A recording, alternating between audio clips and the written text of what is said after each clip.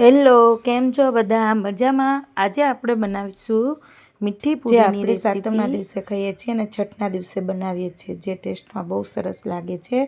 એકવાર જરૂરથી ટ્રાય કરજો આ રેસીપી.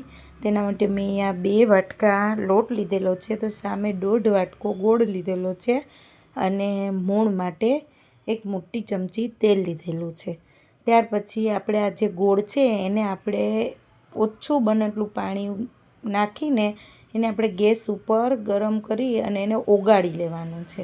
પછી આ જે ગોળનું પાણી બને છે એનાથી આપણે પહેલાં લોટ બાંધવાનો છે પૂરી માટેનો.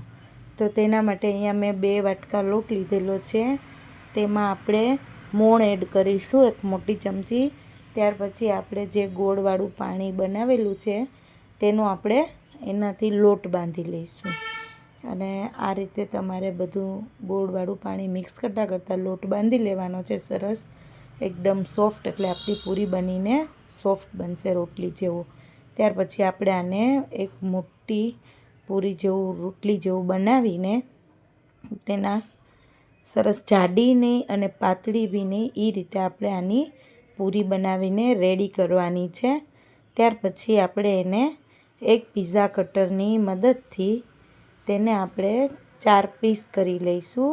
અને ત્યાં સુધી આપણે હવે આ પૂરી આપણી બનીને રેડી થાય છે, મીઠી પૂરી. ત્યાર પછી આપણે આને એક કઢાઈમાં ગરમ કરવા મેં તેલ રાખી દીધું હતું.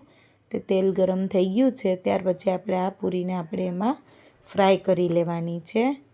તમે જોઈ શકો છો કે અહીંયા સરસ રીતે આપણી પૂરી ફ્રાય થાય છે. આ રીતે આપણે એને ફ્રાય થઈ જાય, બેઉ સાઈડ ગોલ્ડન બ્રાઉન જેવી ફ્રાય કરવાની છે.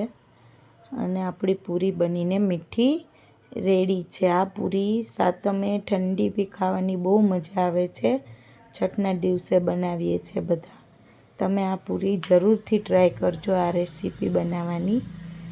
Thanks for watching. આ રેસીપી સારી લાગે તો મારી ચેનલને સબસ્ક્રાઈબ કરજો.